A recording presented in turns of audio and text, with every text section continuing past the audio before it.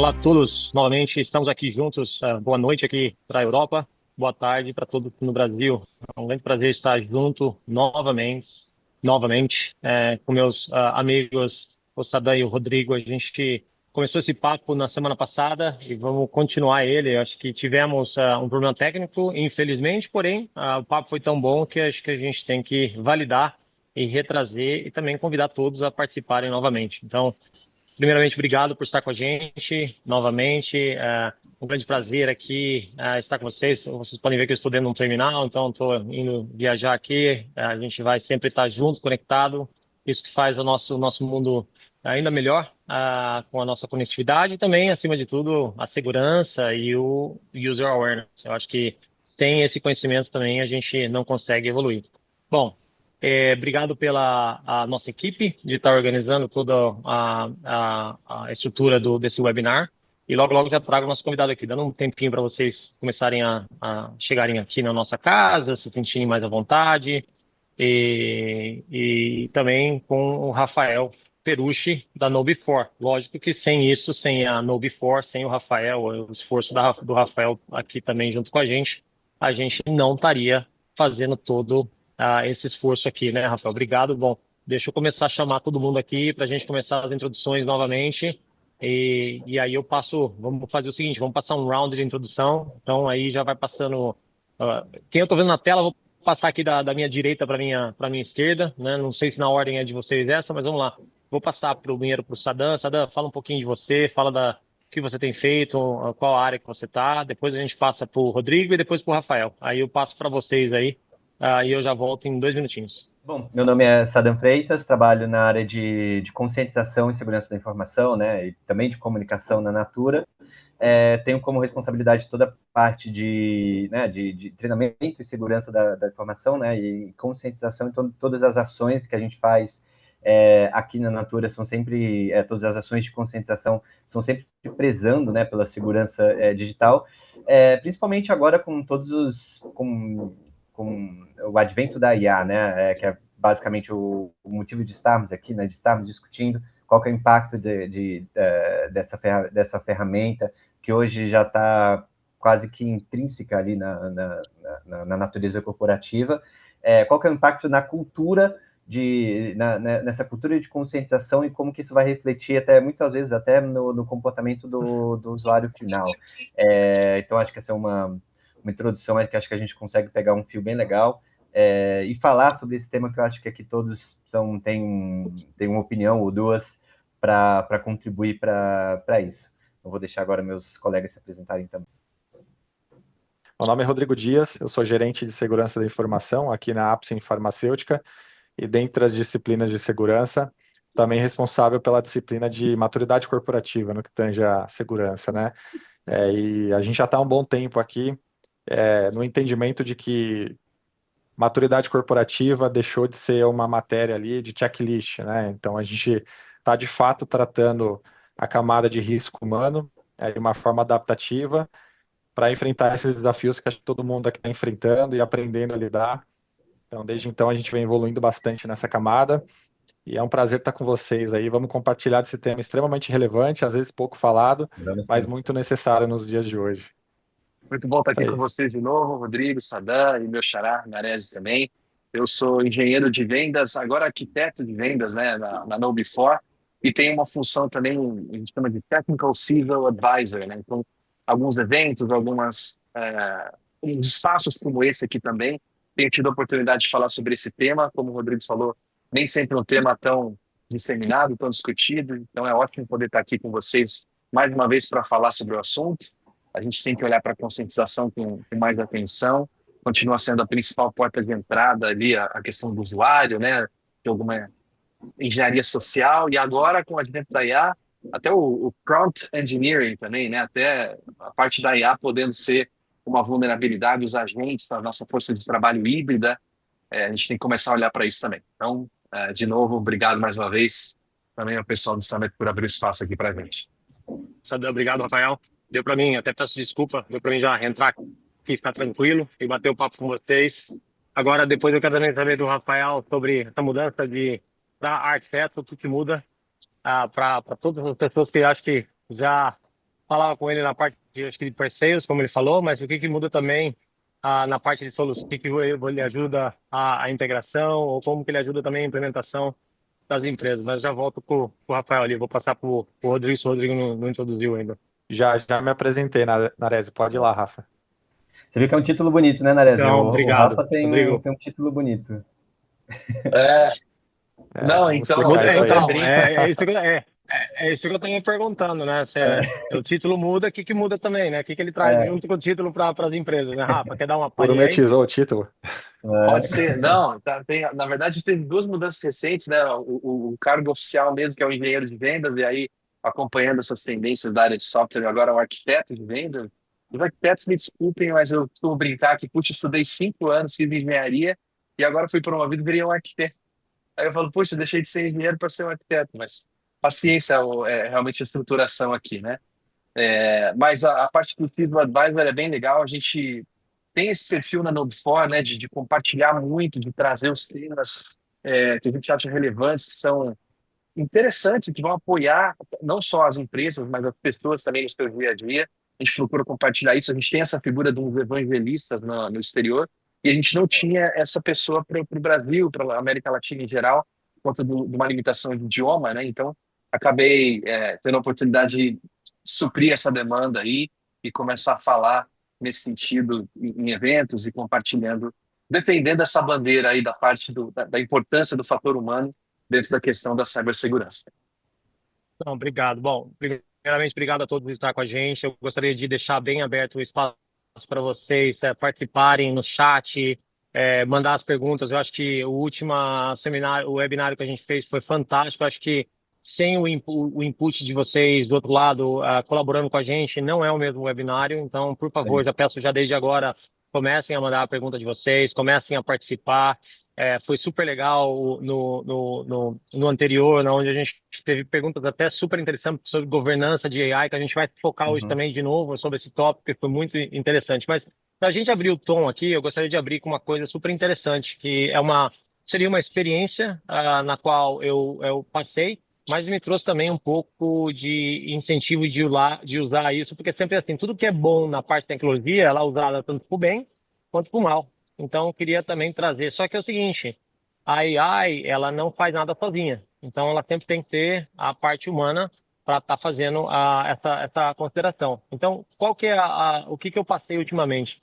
Eu vejo que cada vez mais as empresas estão conectando AI, né? Então, o modelo de AI já evolui muito rapidamente. Então, recentemente eu tive num hotel no qual hoje eu conversei com uma AI. Antes a gente conversava com a machine, que era decisão 1, 2, 3, 4, 5. Não era nem uma machine, não era nem uma AI, era uma decisão de opção para te mandar para o lugar certo. E eu posso te falar o seguinte, o que eu aprendi com isso, né? E a paralela que eu quero linkar. Quando eu liguei e pedi para AI, basicamente, primeiro eu não acreditei na AI que ela ia fazer a função do que eu precisava, que era pegar minhas malas que estavam no lobby, que o meu quarto não estava pronto para subir para o meu quarto. Isso eu acho que a AI ela pode passar mensagem, ela poderia me conectar com a pessoa, mas assim, eu nunca passei pela experiência que tive e eu quero linkar isso porque eu acho que faz muito parte do Cyber Awareness e também como os atacantes vão usar isso de uma outra forma. Qual que é o link? O link foi que quando eu cheguei no meu hotel, a mala estava dentro do meu quarto. Então, assim, nada aconteceu somente pela AI. A AI foi o método usado para que eu pudesse passar a minha mensagem, mas a execução aconteceu através de um ser humano. Então, no mesmo viés que eu estou trazendo essa paralela, que é super interessante, hoje a gente tem o contrário. A gente tem os seres humanos treinando a AI para fazer os crimes, né? Para trazer os crimes. E a gente recentemente viu, como anteriormente a gente falou, sobre uma pessoa que não era um hacker, que treinou um modelo de AI para então comprometer por mais de 600 roteadores ou firewalls através do mundo. Então você começa a ver que, né, tanto o uso bom quanto o uso mal, né? E o que o humano tem a ver com isso, né? Primeiro, hoje a facilidade que se tem hoje de você conduzir esse tipo de ataque, e como as empresas vão evoluir para o cenário de AI e também se proteger. Então, o cenário hoje é super importante porque a cibersegurança ela é um habilitador, né, para que tudo aconteça do mundo digital. A cibersegurança só existe por causa do negócio. Então, primeiramente, queria trazer o Sadam aqui para trazer uma palhinha. O que a Natura vê, como ela está trazendo o tópico de AI para ajuda também trazer o conhecimento de cyber awareness para as pessoas dentro do time. Não, excelente case que você trouxe aí, né? Esse, por exemplo, eu concordo com você, né? A IA, ela vem, mas ela não vai ter uma funcionalidade sem um comando, né, humano ali, né? Então, e essa adaptação, né, eu considero que foi algo bem rápido. Se a gente pegar, por exemplo, outras novidades que aconteceram, né, outras dentro da história da humanidade, né, foi algo, isso ocorre muito pela globalização, né? Esse é um exemplo do que nós estamos fazendo aqui, né? Cada um está na sua casa, você também está bem distante, então a gente está fazendo isso e de repente a gente está falando sobre IA, então olha a evolução que nós tivemos. Então, se as empresas elas não tiverem esse mesmo compromisso, esse mesmo uma visão a longo prazo, né, a gente vai acabar ficando para trás. Não em termos só de segurança, né, mas em termos de cultura. Porque a gente comentou bastante sobre isso na última reunião, e vale ressaltar aqui também, que eu acho que é importante, que essa é a cultura da segurança da informação, né? Porque uma vez que você estabelece uma cultura de IA ou de proteção digital, por assim dizer, você está ciente que ali é um órgão vivo, que pessoas vão entrar, pessoas vão sair, pessoas vão contribuir, pessoas vão descontribuir para aquilo, mas é importante que que aquela cultura ela esteja sempre em movimento, né? Então a Natura vê isso de uma forma muito positiva, né?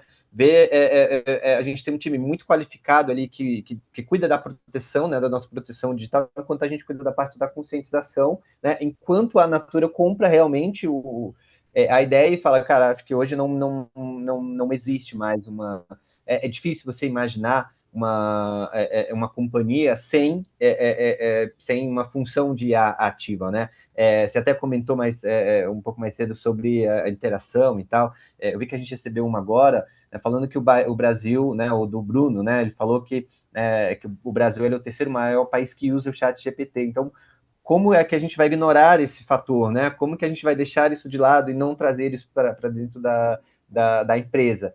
Só que é importante que você faça isso com segurança. Então, hoje o nosso objetivo, e algo que eu levo para todos os meus treinamentos físicos, né? Os treinamentos que eu faço presencialmente, como os treinamentos online, sempre, ok, beleza, podem utilizar, mas utilizem de forma segura, né? Então, a gente tem ferramentas que são homologadas, ferramentas de IA que são homologadas, e por meio dessa ferramenta, tudo que diz respeito à Natura, vamos usar ela, né? Para produzir conteúdos, para ajustar textos, para se adaptar, para ter uma outra ideia fora da caixa, por assim dizer, mas não utilizar ferramentas generativas, por exemplo, porque aí a gente sabe que, né, o nível de proteção, quando a gente fala sobre segurança, é um pouco menor, né? E muitas vezes não tem. Então a gente não sabe para onde vai aquelas informações. Então, se dentro da empresa ela já compra aquilo, quando as pessoas vão entrando naquela companhia, ela já entende que existe uma cultura ali em andamento. Então, o que ela vai fazer é se adaptar àquela cultura, né? Então, isso vai facilitar para que a pessoa ela fique mais ciente ali das responsabilidades dela, do que ela pode ou não fazer, de que ferramenta ela pode usar, o que ela não deve fazer, né, para evitar ali alguma exposição, algo que possa prejudicar a marca, prejudicar o trabalho. Então, essa conscientização ela precisa vir da ponta, né? E algo que a gente sempre fala muito. O fator humano ele é tanto o principal vetor, né? O principal perigo, mas é também a principal proteção que a gente tem, né? E aí linka muito com o que você trouxe de até onde a IA vai sem o auxílio humano, né? Hoje ela precisa disso, ela precisa desse comando. Então a gente precisa ver a utilização da IA como uma ferramenta mesmo, né? Não como algo que vai substituir um emprego, mas sim algo que vai melhorar os que têm e criar novas oportunidades de negócio. E aí a Natura e várias outras companhias precisam ver isso como um agregador, né? Como que aquilo ali a gente vai utilizar para melhorar o nosso empenho, mas sem deixar de lado a segurança, né? Porque uma vez que você está exposto, o nível de perigo que você pode colocar a companhia ali é absurdo, né? E aí acho que tem o que você trouxe também, é bem importante, né? é algo que está sendo utilizado para o bem e para o mal, né? E eu acho que isso é com basicamente tudo na vida. Com IA não ia ser diferente. Então, uma vez que nós estamos olhando como pessoas, né, que trabalham ali, pessoas que veem, que têm um posicionamento, veem isso sempre como um benefício. Nossa, como que eu posso contribuir para a minha empresa por meio da inteligência artificial? Como que essa ferramenta consegue me ajudar, né? E aí né, os hackers, né, golpistas vão ver aquilo ali e pensar, opa, como que eu posso tirar vantagem disso? Então todo mundo vai ver aquilo ali de uma forma, de formas diferentes, né? Eu acho que essa é a nossa função, né, de olhar para todos os aspectos. Então eu vou olhar tanto da parte como quem está se protegendo, como quem está atacando, para eu poder proteger aquilo ali que é de meu interesse. O que eu vou falar antes de passar para o Rodrigo aqui, Sada, primeiro que a nossa equipe está colocando as enquetes aí, então fiquem à vontade de participar das nossas enquetes que são colocadas para vocês. Mas antes de passar para o Rodrigo, também queria fazer um ponto, né? Não sei se falaram, mas a AI também caiu em phishing. Vocês sabiam disso ou não? Uhum. Eu vi um agente que recentemente ele clicou num link e gerou um RCE através do link. Então, veja bem, a AI, por mais que ela ajude, ela não é tão também inteligente o suficiente. Ela também cai em golpe se ela não for treinada para isso. Então, é muito interessante você pensar da mesma maneira que nós, humanos, passamos para ser treinado, para não clicar ou para entender o fator humano do ataque. A AI também, se ela não for treinada do mesmo sentido, olha que interessante, né? Eu nunca antecipei que uma AI poderia cair no phishing e ela caiu, né? Porque a pessoa caiu no phishing, né? Pela pessoa. Então, muito interessante isso. Então, Rafael, daqui a pouco eu vou trazer esse ponto para você. Quero saber também das inovações que vocês têm trazido na AI para ajudar, mas passar aqui para o Rodrigo para ele falar um pouquinho também do que ele tem feito no lado dele para trazer o conhecimento e também expandir no Cyber Awareness. Não, perfeito. Acho que o Sadam abrangeu muitos pontos aqui de forma excelente. E aqui na Apsen nós estamos no contexto de uma indústria farmacêutica, né? Então, quando eu faço uma abordagem com o negócio, eu gosto de fazer uma abordagem numa linguagem não técnica. Que basicamente é o nosso dia a dia, né? A nossa linguagem a gente consegue entender dentro de casa. Mas como é que a gente faz essa aplicação no negócio? Eu gosto de pensar de que a gente tem que atuar aqui como conscientização de segurança, não em elevar o skill técnico necessariamente da organização, mas e sim disseminar o conceito de segurança. Então, no passado recente, a gente mudou a nossa abordagem, a nossa forma de conversar com o negócio para uma linguagem mais conceitual, porque basicamente a gente hoje precisa lidar e elevar o nível de maturidade dos colaboradores para ameaças inexistentes. Olha só, no passado a gente conseguia mapear as ameaças, entender o comportamento e disseminar conhecimento. Só que agora, devido à escalabilidade, advento de IA, são infinitas, né? Então, a gente está falando aqui, a gente já citou pelo menos 3 casos de IA que acho que boa parte das pessoas não conheciam e são coisas novas. Então, eu preciso que a organização como um todo tenha capacidade de segurança para coisas que nem mesmo a gente sabe que existe. Então, por isso que eu gosto do modelo de conceito, porque o modelo técnico, você faz, olha, se acontecer isso, você faz isso. Mas isso eu não sei efetivamente como é que é o novo vetor de ataque que está acontecendo. Uma vez que a organização ela entende o conceito de segurança, e está natural, assim como deixar o carro na rua, apertar o botão para fechar a porta, segurança tem que ser da mesma forma, não tem que ser, se acontecer isso, faz isso. Tem que estar no natural, tem que estar no feeling do contexto do dia a dia. Então a gente abordou dessa forma conceitual, a gente focou muito no âmbito pessoal, porque a gente sabe que quando a gente vai desdobrar segurança, maturidade para um contexto corporativo, para alguns colaboradores acaba ficando um pouco distante, né? Mas quando a gente traz isso para o cunho pessoal, quando a gente fala de aplicar um MFA para uma conta de banco, quando a gente fala de geolocation para acessar uma plataforma de mídia social ou até mesmo o banco, quando eu vou falar no corporativo para ativar esses mesmos recursos, fica mais fácil, porque o colaborador ali, ele já no âmbito pessoal, entende o valor, entende o risco agregado a isso. Então, acho que um primeiro ponto é mudança para conceitual, e para você também customizar a linguagem de acordo com o nível de maturidade do seu negócio para ter efetividade na disseminação. Novamente, maturidade de segurança não é um checklist, não é uma coisa que você faz e supera etapa. Você precisa ser adaptativo de fato e para ser o mais efetivo possível. Super, super interessante. Antes de eu passar o Rafael aqui, só passando o que a gente rodou umas enquetes aqui, de como as pessoas classificaria hoje a cultura da cibersegurança. Eu acho que a gente continua evoluindo. Muitos votaram na parte muito genérica, outras na parte adaptativa, reativa, muitos na parte de tratamentos pontuais e baseados apenas em compliance. Eu acho que todas fazem sentido, mas acho que, como eu estava linkando, e eu quero voltar com o Rafael no ponto, olha só que interessante. A gente está evoluindo por uma matriz onde a AI vai ser essencial e vital para todos os negócios, né? E olha só, o atacante já evoluiu para, através de agentes, também comprometer outros agentes. Então, se eu tenho um phishing que cai e o agente não é treinado, e isso é uma coisa muito interessante, porque a gente vai ver agora um outro cenário. As pessoas que trabalham vão ter que aprender também a treinar, a gente vão aprender um pouco sobre a cibersegurança para também tentar trazer isso. E eu acho que a KnowBe4 nada melhor do que estar aqui para ajudar a gente, Rafael.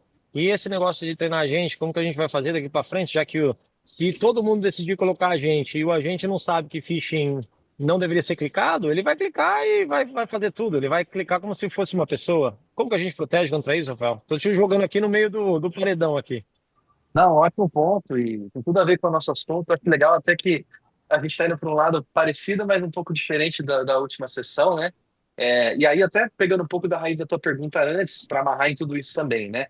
A gente passa a ter dois aspectos da IA dentro dessa realidade de conscientização, e aí a gente amarra no tema que tem que ser adaptativo justamente por isso, né? Isso está mudando a qualquer momento. Então, a gente tem primeiro um aspecto mais, eu não vou nem dizer antigo, porque é relativamente recente, mas que é o uso da IA para os ataques de engenharia social. Então, você consegue, por exemplo, gerar um site fraudulento, gerar um fake news, uma desinformação, criar ali uma situação, um deepfake, né? São coisas no sentido de usar a IA para enganar o usuário, para fazer uma engenharia social. E aí, claro que as plataformas, o programa de conscientização tem que se adaptar a ponto de ter recursos para que você simule de maneira realista esses cenários, essas situações ali às quais os usuários vão estar expostos no dia a dia. Então, a gente tem lá dentro da plataforma a ferramenta para gerar deepfake, ferramenta para gerar templates de phishing com a IA, principalmente o foco da IA, aí pensando em potencialização de tarefas, né, que o Saban comentou bastante, para olhar para o perfil do teu usuário,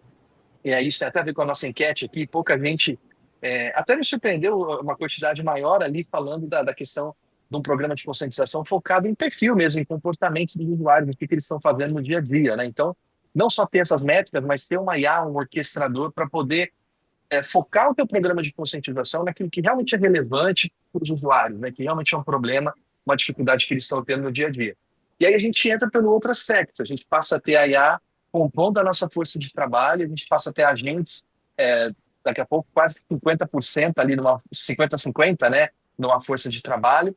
E não só a gente tem que se preocupar com o uso correto desses agentes, então continua tendo o fator humano, mas também na preparação dos agentes, o monitoramento dos agentes, aí a gente está olhando muito para isso, né? Ferramentas para entender o nível de acesso que esses agentes têm, que tipo de consulta tem sido feito, que tipo de ações esses agentes têm tomado, porque muda da IA generativa para uma IA agêntica, né? Um agente de IA que está tomando ações ali, fazendo tarefas, compartilhando informações, utilizando dados. Então, como é que isso está sendo feito, né?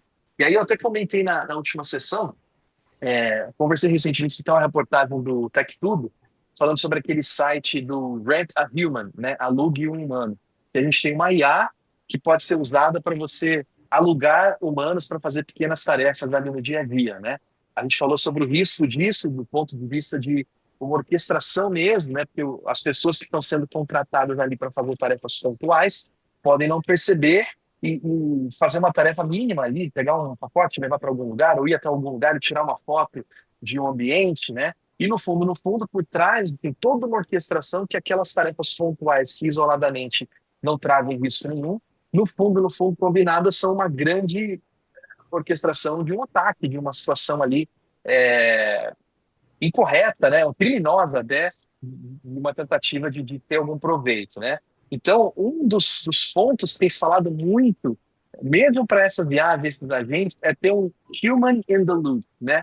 Uma pessoa ali no loop de decisões para poder, ainda assim que eu tenho um agente, quero favorecer, quero facilitar, quero automatizar, continua tendo o filtro do humano, né? Então, a gente tem que monitorar, preparar todos os agentes, todas as IAs que a gente está utilizando, mas sempre focar no fator humano, no correto uso da tecnologia e na criação de uma cultura, né? Como o Rodrigo e o Sadam bem falaram, as pessoas talvez não entendam tecnicamente os riscos de o que elas estão fazendo, mas elas comportamentalmente incorporam um perfil de ações no dia a dia, né? Que é um comportamento seguro no uso, né? Na interação com as informações e com os agentes de IA também.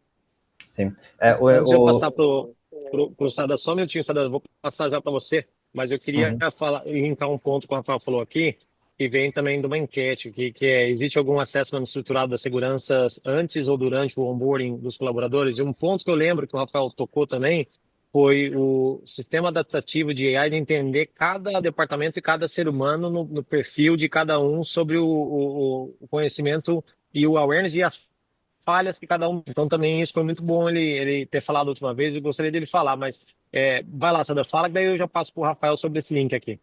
Não, eu ia só fazer um adendo, né? Enquanto o que o Rodrigo e o Rafa falaram, né, sobre essa culturalização, e aí eu lembrei de um ditado que a minha avó dizia, minha mãe dizia, que era a cultura de casa leva à praça, né? Então, o que você aprende de casa, você vai usar na rua, e o que você aprende na rua, você usa em casa. Então, parte desse processo de conscientização, né?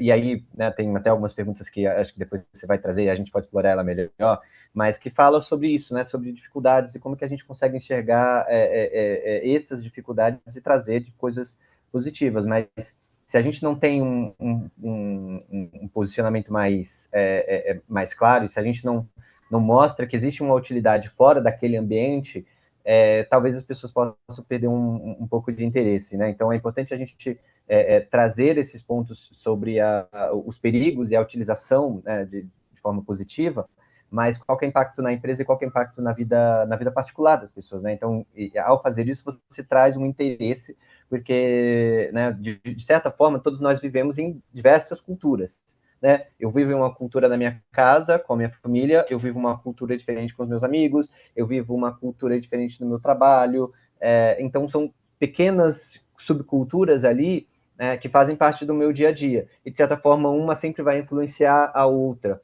e aí parte disso, né, vem desse conhecimento que a gente também tem ali desde sempre.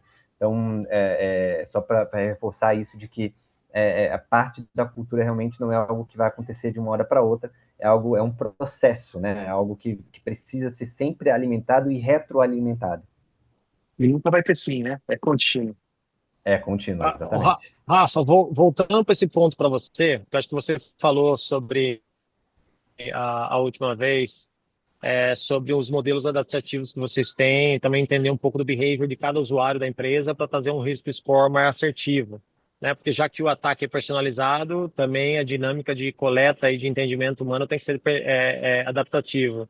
Queria que você falasse um pouquinho disso, acho muito interessante. E daqui a pouco eu vou voltar com vocês. Tem uma pergunta aqui, deixa eu ver a pergunta de quem que é, da Cleida Silva Souza. Logo eu volto com a sua pergunta aqui, está aqui já no meu gatilho aqui, mas vamos falar aqui com o Rafa primeiro, aí eu já volto com essa pergunta aqui.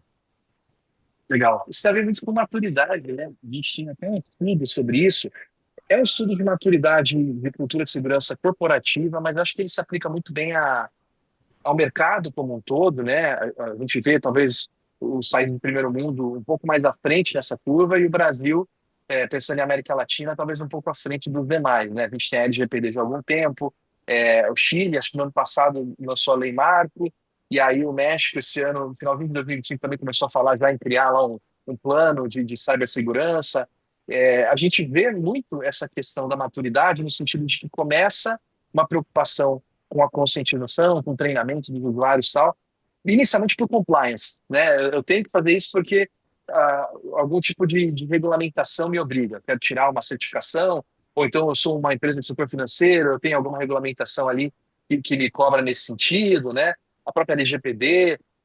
E aí a gente vai ganhando maturidade ao ponto de perceber que não adianta só fazer um treinamento, a mesma coisa para todo mundo, uma simulação de phishing, eu tenho que começar a olhar para perfis específicos, talvez como as pessoas têm interagido com os testes de phishing, para começar a evoluir a minha maturidade. E o próximo passo é começar a olhar para o comportamento. Então, não adianta só treinar baseado em a pessoa falhar no phishing ou não, embora o phishing continue sendo a principal porta de entrada ali, né, de ataques e de engenharia social nas empresas, nas organizações, eu tenho que ver como que eles estão interagindo com a tecnologia. O treinamento vai além disso, né? Fala sobre senha segura, fala sobre o uso correto da rede, dos dados, etc. Então, a gente vai para uma área de começar a se integrar aos provedores de segurança, de rede, de web, de endpoint, de controle de identidade, de acesso, para, através de integrações de API, receber esses logs, né, de eventos e atividades de risco dos usuários, calcular o risco deles, aí mais de um agente de inteligência, né, ponderando tudo isso,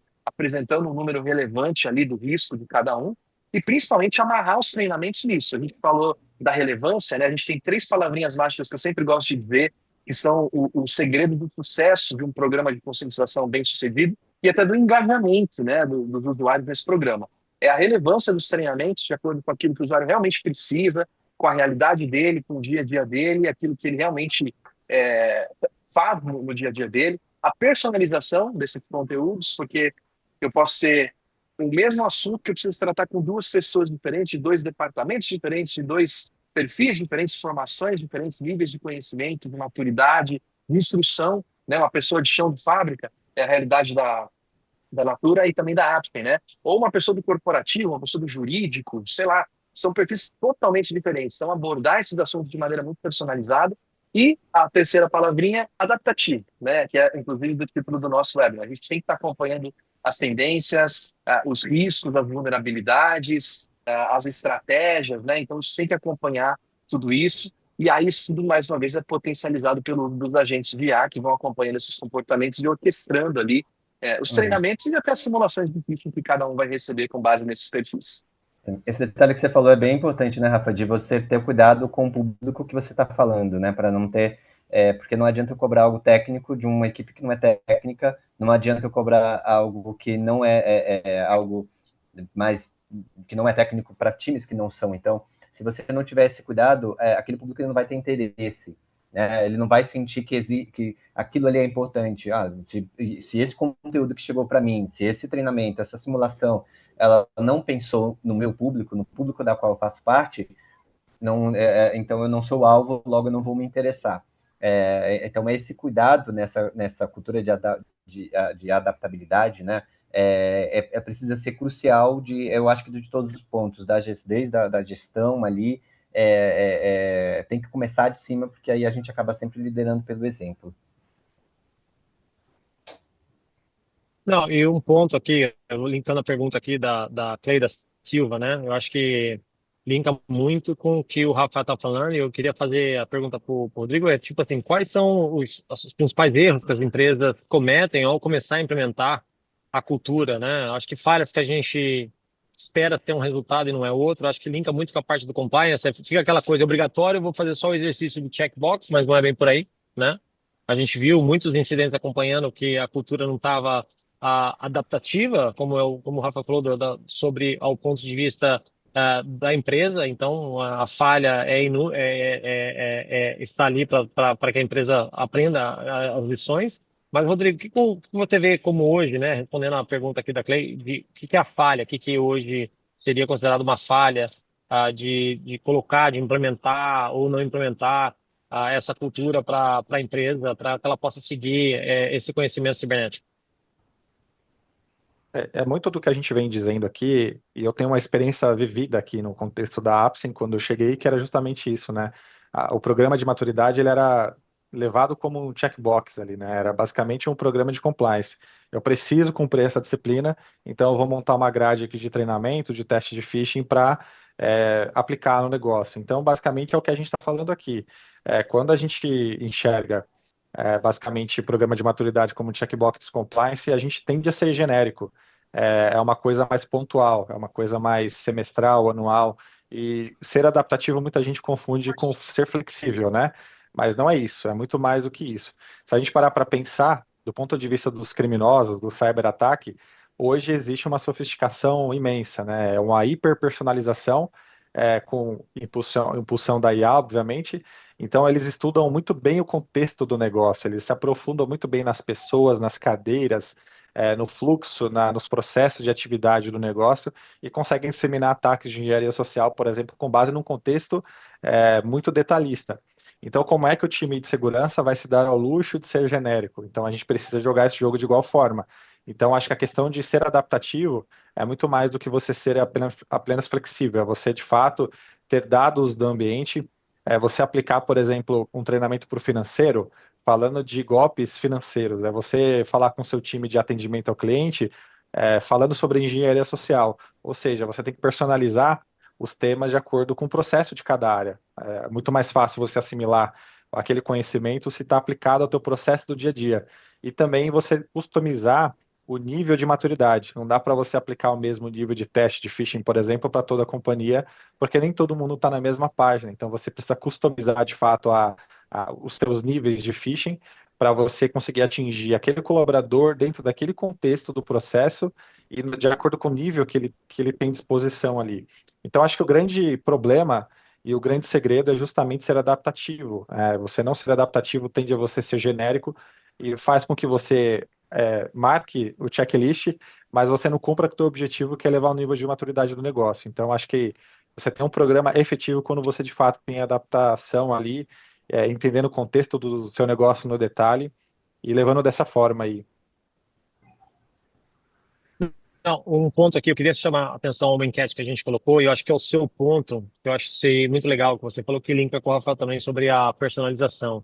Veja bem, antes, uma personalização poderia levar dias ou semanas, né? Hoje leva minutos. Se você entrar, por exemplo, no Twitter, no LinkedIn, no Facebook, no Instagram de uma pessoa, de uma empresa, criar um perfil, copiar tudo que ele tem de uma semana dessa pessoa e jogar num chat GPT da vida e falar, me dá um profile dessa pessoa, como que eu poderia gerar um gancho para ter a atenção dela, o chat GPT vai te ajudar, assim, literalmente em segundos. Então você vê que o perímetro de ataque, o landscape desse ataque, ele aumentou, né? Aliás, como eu comecei a nossa fala hoje, a pessoa não precisa ser um hacker hoje para dominando todas as stacks ou tecnologias avançadas para fazer algo criminoso. E a gente sabe muito que os atacantes sempre usam primeiro qualquer ferramenta, tem acesso muito mais rápido de ferramentas que não deveriam ser usadas e poder conduzir essas coisas. Então, linkando com isso também, Rafa, eu vi aqui que teve uma enquete que fala qual o maior desafio relacionado ao fator humano, né, na sua empresa. E é super interessante, porque vou te falar que um ano atrás o AI estava começando a aparecer, mas hoje, assim, todo mundo voltou muito na B, que é o uso inadequado da AI. Então, eles falam muito da parte do uso inadequado, a falta de engajamento dos treinamentos, eu acho que também linka um pouco com a parte de ser dinâmico, não ser dinâmico, dificuldade de medir o risco real, né, se realmente isso está ajudando ou não a empresa, e o número A, que acho que é phishing e engenharia social. Eu posso te falar que a A e a B elas andam junto, porque eu acho que vai só aumentar com a dinâmica também da maneira que você tem na AI para ajudar isso. Então, eu queria trazer esse ponto para você, Rafa. O que você tem visto aí no seu lado, já que você lida com empresas no mundo inteiro e vê coisas que a gente nem ainda chegou a ver? Para trazer um pouco de visão desse seu lado aí para todo mundo. Essa exposição, até dentro da América Latina também, Estados Unidos, é bem interessante porque a gente percebe essas diferenças de perfil e até como resultado da enquete, talvez seja muito baseado nossa, me falhando o português aqui, assumptions, né? Pressupostos, assim, desculpa, gente, não estou achando a palavra certa aqui, mas alguma coisa que eu acho que hoje o meu maior risco é esse. Será que a gente tem Assumptions. condições de medir? Hã? Desculpa, não ouvi, Rafa. Assumptions. Isso, eu falei o assumptions, Assumptions. mas não Eu achei também o não sei a português palavra, mas é aqui. assumption que você Estou estava falando, tentando é achar isso? aqui. Exatamente. É. Porque será que a gente tem uma forma de medir? E aí eu volto na questão das integrações lá da ferramenta, por exemplo. Depois que a gente está integrado ali com os provedores do SEC ali de segurança, né? A gente tem indicadores, um dashboard ali que a gente consegue ver exatamente, puxa, qual é o comportamento de risco que tem sido o meu maior problema aqui do ponto de vista da segurança, né? Então, eu não consigo controlar o que eu não consigo medir. E aí, à medida que eu passo a medir, eu consigo realmente mitigar aquela questão do risco, né? Então, é importante a gente passar a ter esse controle, conseguir acompanhar esse risco realmente, onde ele está e a melhor forma de tratá-lo. E aí amarra em tudo aquilo do adaptativo, da relevância, da gente poder treinar as pessoas da maneira certa e naquilo que elas precisam, né? Voltando um pouco na pergunta aqui do Clay da Silva, né? Do Clay da Silva, eu acho que a gente falou sobre a maturidade, sobre o treinamento só por compliance. Esse é um primeiro passo, né? Aquela brincadeira do confia no processo, né? Às vezes a gente pensa, puxa, eu estou fazendo só o treinamento por compliance. Esse é um primeiro passo, não quer dizer que isso é sustentável, né? Que eu posso ficar nesse nível de maturidade, mas tudo começa ali. Então, eu acho que é um bom sinal já começar a ter isso por conta de compliance. A tendência é evoluir nessa curva de maturidade e chegar para um nível de ter um programa mais sustentável, né? Mais focado ali realmente na questão do comportamento, etc. Mas é um processo. Eu falei da curva de maturidade, ela reflete muito do mercado, da realidade dos países, da realidade das organizações. Então, é um primeiro passo, um ótimo primeiro passo, e para o caminho certo, né? Então, não para a gente olhar para isso como problemático, né? Problemático é ficar nesse ponto. Se a gente evolui e caminha ali nessa maturidade, é bem interessante. Aliás, aproveitando, eu vou colocar aqui no chat a gente está num sistema, vocês devem estar vendo por outro, mas talvez o pessoal aqui da organização consiga compartilhar aí com vocês também. É um link para um assessment, justamente dessa curva de maturidade. É bem interessante. Então, responder algumas perguntas ali e entender onde você está hoje com a sua organização, em questão de nível de maturidade de cultura de segurança, né? Para ver recomendações aí de próximos passos interessantes para seguir nesse processo aí, nessa jornada em direção a uma cultura sustentável. Isso é bem legal, Rafa. Eu acho que também, né, falando um pouco sobre esse processo, né, quais são essas dificuldades que uma corporação pode encontrar, eu acho que o principal delas ali seria não tratar como um processo, e sim apenas como um evento, né? Eu já trabalhei em locais que era, ok, então, segurança da informação é apenas uma avaliação. Faz uma avaliação, todo mundo fez a avaliação, tá ótimo, não preciso mais me preocupar com isso. Então, não foca apenas no processo e não no comportamento do usuário, e não no processo de conscientização, né? Conscientização não é informação, que é muito diferente, né? A informação eu vou te dar aqui depois, eu espero que você saiba e talvez eu não volte mais naquele assunto. Agora, conscientização é um processo que precisa acontecer, né? Então, é aí onde está a principal dificuldade das empresas, que é acreditar, né, no processo de conscientização, né, e acreditar que, ok, não é um evento que vai ser isolado, é algo que precisa acontecer sempre, né? Aqui, por exemplo, na Natura, a gente tem um evento que nós fazemos, um evento que antecede o lançamento do nosso treinamento anual mandatório. É um evento que é ali para a gente ver, até mostrar ali com outros olhos para o usuário que acha que é apenas que é algo, que por mais que seja algo obrigatório, é algo chato de se fazer, né? Então, a gente tenta tirar esse peso, né, da obrigatoriedade e tenta mostrar de uma outra forma para ele. Olha, vejam por que isso aqui é importante, né? Então, não é apenas, não é apenas ensinar o que é o phish, mas o que ele vai fazer quando ele receber um. Então, aí a energia, a concentração, ela fica no comportamento dele, né? E muitas vezes isso acaba vindo com linguagens, né, mais técnicas, então, até aquilo que a gente mencionou um pouco mais cedo, mas sim tem uma linguagem mais universal e muitas vezes, dependendo do público, se for um público que talvez precisa ali de um pouco mais de atenção, então, saber qual é esse público, para fazer com que todos eles estejam na mesma página e entender, né, que não se trata não apenas de um evento isolado, e sim de um processo como um todo, né?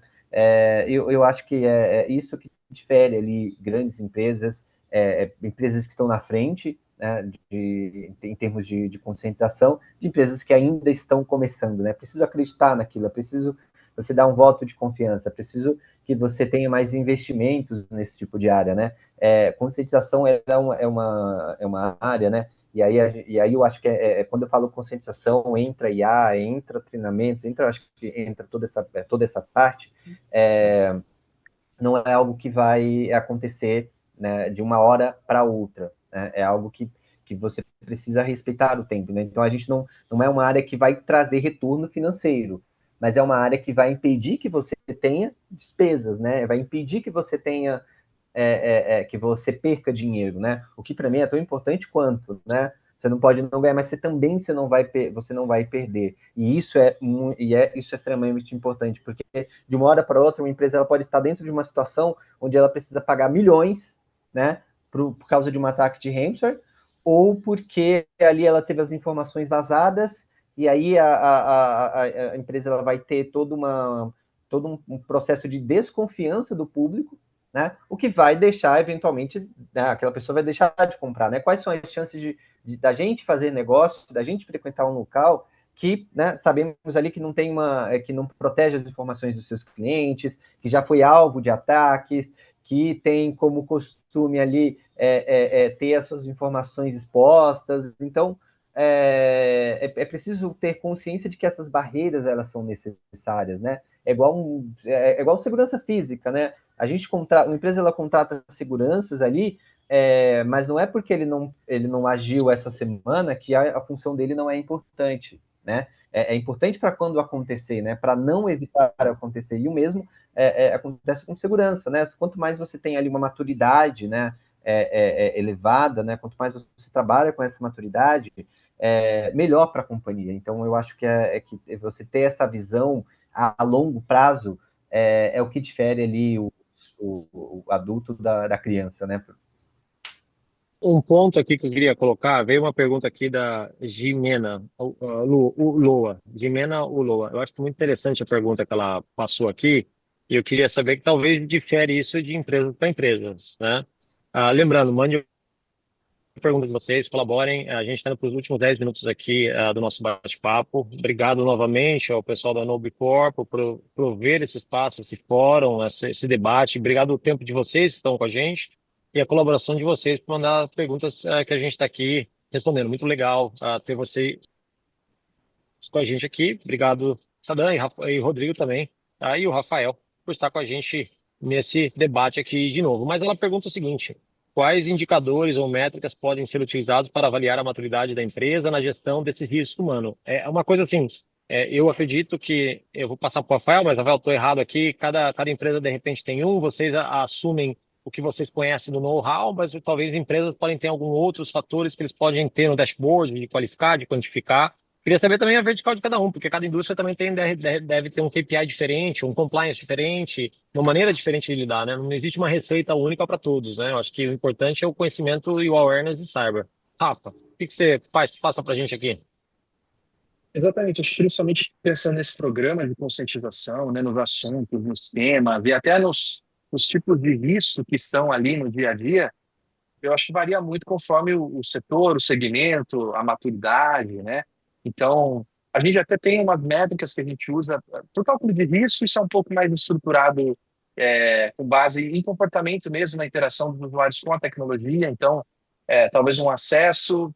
A gente procura potencializar aquilo que os provedores já têm, né? Então, a gente acompanha meio que uma tendência de mercado do que é considerado risco ou não. Então, pensando no controle de acesso, o IDP é um acesso de uma localidade inesperada, né? Uma pessoa que fez um login sem usar VPN, ou então pensando no DLP, uma pessoa que está mandando arquivos para o seu correio pessoal, para o seu e-mail pessoal para trabalhar de casa, alguém conectou um pendrive na máquina, no caso de uma empresa que tem bloqueado, não permite esse tipo de ação, né? Então, a gente meio que se amarra ali às ferramentas que a própria organização já tem e detecta esses comportamentos que tanto a organização quanto os provedores de segurança, né, entendem que são riscos do ponto de vista do comportamento humano. Então, a gente procura focar nisso, na questão comportamental humana, né? E aí, em termos de maturidade, a gente olha muito para aquela curva, que é a curva do estudo que eu passei ali. Até as perguntas que vão estar ali são bons indicadores dos critérios, dos fatores que a gente usa, né? Mas, no geral, caminha desde esse nível mais inicial de olhar só para conscientização e gestão de risco humano por compliance, né, por conformidade, até chegar ao ponto de ter um programa sustentável que realmente monitora comportamento humano e tem um foco bem direcionado ali do programa de conscientização.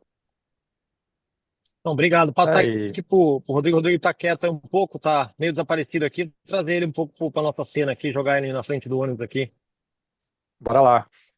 Temos essas métricas que o Rafa comentou, que as plataformas hoje contribuem muito, né? A gente tem ali quantidade de vezes que a pessoa caiu no phishing, a reincidência que a gente tem ali de um departamento ou de um determinado usuário, a incidente, seja phishing ou qualquer coisa do tipo, a gente tem ali a taxa de reporte espontâneo, que para mim aqui, dentro do meu contexto, é uma das taxas mais importantes, porque a gente tem algumas métricas, mas tem métricas acabam sendo intangíveis ali. O quão as áreas de negócio se sentem confortáveis a procurar segurança de uma forma espontânea. Hoje a gente conseguiu um resultado muito positivo aqui com o programa de maturidade, que é nós temos muitos acionamentos por parte das áreas de negócio procurando segurança para falar, olha, eu estou pensando em desenvolver um novo processo, eu estou pensando em criar alguma automação, estou pensando em fechar um contrato, eu queria que você colocasse uma ótica de segurança, porque a gente quer rodar esse processo da forma mais segura possível. Então, isso acaba não tendo preço, né? Você tem uma aproximação espontânea das áreas de negócio procurando segurança porque ela entende o valor que tem. Então, não é mais aquela colocar debaixo do tapete com receio de uma medida disciplinar. Não, é entender que a área de segurança joga junto com o negócio. É uma postura muito colaborativa, é pró-negócio. É basicamente se posicionar como segurança ali para que o negócio perceba que você está jogando junto. Então, é uma das taxas que eu gosto mais de medir, é de a quantidade de entrada de novos processos, novos projetos, com procura espontânea ali da área de negócio junto ao time de segurança. Então, é uma das métricas mais importantes, assim como cumprimentos de treinamentos. Então, a gente tem infinitas métricas ali que dá para a gente perseguir para saber se a gente está num programa de maturidade que tem resultado. Já depende muito de acordo com cada negócio. Não, muito bom. A gente está chegando aqui para os últimos 5 minutos, tem várias perguntas pingando aqui. Já vou pedir para a equipe começar o sorteio aí, daí a gente já fala o nome da pessoa que ganhou aqui. Minha equipe já vai estar trabalhando nisso. Lembre-se que a pessoa tem que estar aqui e a gente já entra em contato para o ganhador. Mas vamos lá, eu acho que tem mais perguntas vindo aqui, muitas perguntas da parte de AI, né? Qual que é a maior dificuldade? A tecnologia da AI evoluiu mais rápido para a capacidade das empresas de criar políticas de uso e adaptar as suas camadas de segurança. Eu acho que é um comentário, não seria uma pergunta, mas vem aqui, tem a do Valdir, né? Eu acho que na empresa de vocês tem algum treinamento, eu acho que mas o Rafael respondeu isso, mas vamos passar aqui, sobre níveis avançados. Por exemplo, um treinamento de programador é diferente de um nível, sei lá, administrativo, ou de um nível de um âmbito financeiro. Acho que o Rafael tocou nessa parte, mas vou perguntar para vocês, Rodrigo e Sadam, como que vocês tratam isso, da experiência do ponto de vista, não da ferramenta, mas da empresa de vocês? Existem mais avançados para diferente nível de usuário ou não? Ah, sem dúvida. Aqui é a gente, né? Nós somos um grande fã da Node4, e a Node4 ela tem essa função, né? Ela tem de você ir medindo seus templates e as ações que você faz ali de acordo com o nível de dificuldade. E aí a gente também utiliza isso como aspecto para definir ali quando vamos fazer, por exemplo, testes de phishing, simulações de phishing. Então, considerar cada área, e além de considerar cada área, qual que é o nível de dificuldade desses testes para cada área. Então, algumas têm um nível de maturidade maior, outras nem tanto. Então, é importante que a gente saiba disso, porque não adianta nada eu ir de 0 a 100 em menos de um mês. Não adianta. Então, é todo um processo. E aí eu acho que até a palavra do dia, né? Eu não lembro de qual foi o que eu disse da última vez, mas a de hoje eu escolheria processo, porque tudo isso realmente confiar naquilo que você está vendo, né? Naquilo que você está fazendo.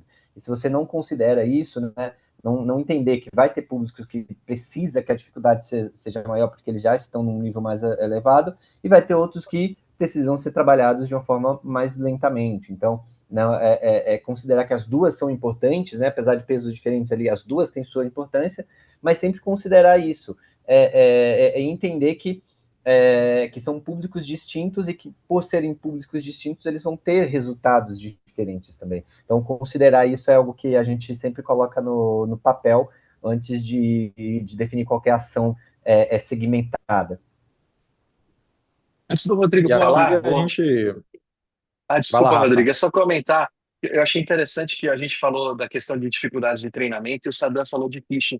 E essa é uma percepção bem interessante, porque o phishing é um treinamento, ele não é só uma Sim, ferramenta de medida, né? exatamente. Ele é Não, uma forma de treinar os usuários e prepará-los para essa situação. Então, tudo a ver. perfeito.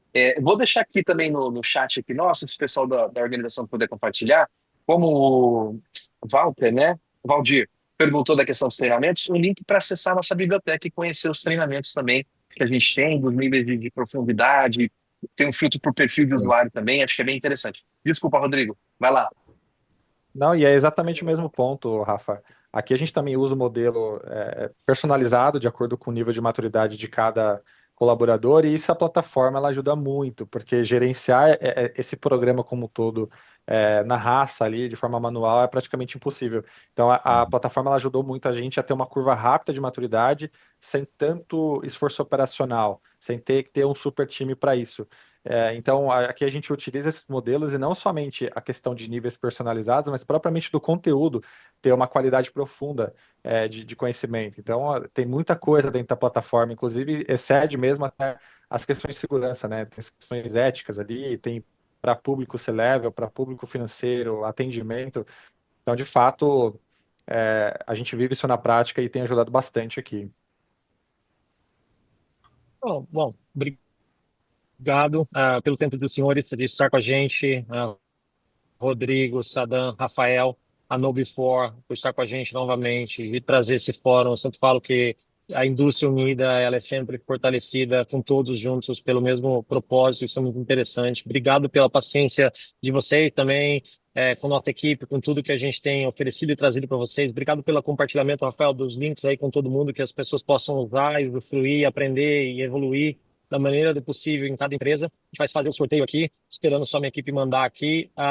Antes da gente fechar, bom, tem o nome aqui já, mas daí antes da gente fechar, de novo, eu quero uma última palavra para a gente passar para o público aqui. O que que você leva daqui hoje desse evento para amanhã na sua agenda, né? Eu vou falar que eu levo sobre o agente caindo no phishing. Já falei bem isso, eu acho interessante, novo modelo, super interessante, eu levo isso para mim. Mas passo para o Rafael aqui, antes de eu falar o nome da pessoa. Eu vou pegar a palavra comportamento. Acho que é importante a gente amadurecer nesse sentido, né? Focar, personalizar os nossos treinamentos e entender, até com base na enquete, né? Conseguir realmente medir onde é que está o risco nas nossas organizações. Então, o comportamento é chave, né? Acompanhar o comportamento aí dos usuários. Passar para o Sadam. Vai lá, Sadam. Bom, eu acho que eu já acabei dando spoiler de qual seria a minha, mas são tantas, né? Você falou uma, aí o Rafa falou, putz, será que essa daqui é a melhor mesmo? Mas eu vou ficar com o processo porque eu acho que ela dá um significado de que tanto a IA quanto ações de treinamento de conscientização, ela não é um evento, né? A IA não é um evento isolado, né? Algo que aconteceu agora, amanhã não existe mais. É algo que, né, vai existir para sempre na nossa vida, né? Sempre vai, de alguma forma ou outra, sempre vai fazer parte agora da nossa realidade. Então, qual que a questão é entender qual que vai ser o processo para isso, né? Com o objetivo, a respeito do objetivo que você quer alcançar. Então, se a gente quer alcançar um nível de maturidade maior, então é entender que o processo ele vai ser um pouco mais demorado e ele precisa ser respeitado. É um processo que tem que ser ali dividido em partes, em fases e sempre sempre tendo aquela mesma palavrinha que a gente sempre cita aqui, né? Adaptabilidade. Então, eu acho que essa é uma palavra que complementa muito a questão do processo como um todo, porque uma vez que você respeita o processo, você entende que ele tem começo, meio, e ele não vai ter um fim, né? Você vai dar um pontapé assim, gigante nas ações que você está fazendo. Sadam, obrigado. Passar para aqui, o pessoal tem que ir, a gente perde o pessoal aqui, a gente não faz sorteio. Mas vai lá, Rodrigo, fala a última palavrinha, já faço o sorteio aqui, já tem o nome da pessoa aqui. Vai lá. Não, eu vou ser muito breve e vou ser insistente na mesma palavra que eu elenquei aqui no último webinar, que é otimismo. Assusta a gente aqui como profissional de segurança quando a gente vê o tanto de coisa que a gente tem para enfrentar pela frente com o advento da IA, a gente tem que lidar com questões existentes e inexistentes ainda. Mas eu gosto de olhar de uma forma otimista e não de uma forma passiva. A gente tem que trabalhar duro para elevar nosso nível de maturidade aqui como empresas, para que a gente tenha resultados positivos. Então, eu acho que a IA pode ajudar a gente também a fortalecer a defesa. Então, eu olho com um cenário otimista também, visto o desafio, mas visto também as possibilidades que se abrem. Não, perfeito. Bom, ganhador incrível que pareça, um grande amigo nosso, é um CISO. Olha só que interessante. Você viu o nome aqui, até falei, mas não pode ser, é o Fernando Ortega, o Ferrazoli. Tá aí, Fernando, parabéns por ganhar o prêmio, obrigado por estar com a gente, grande prazer tê-lo com a gente também dentro do nosso evento. Só o pessoal confirmar aí, mas é um grande prazer. Ele, aliás, falou no nosso evento, um grande líder, líder nato, sempre está aí apoiando todos na indústria, participando de vários eventos, nosso inclusive, mas obrigado por estar com a gente.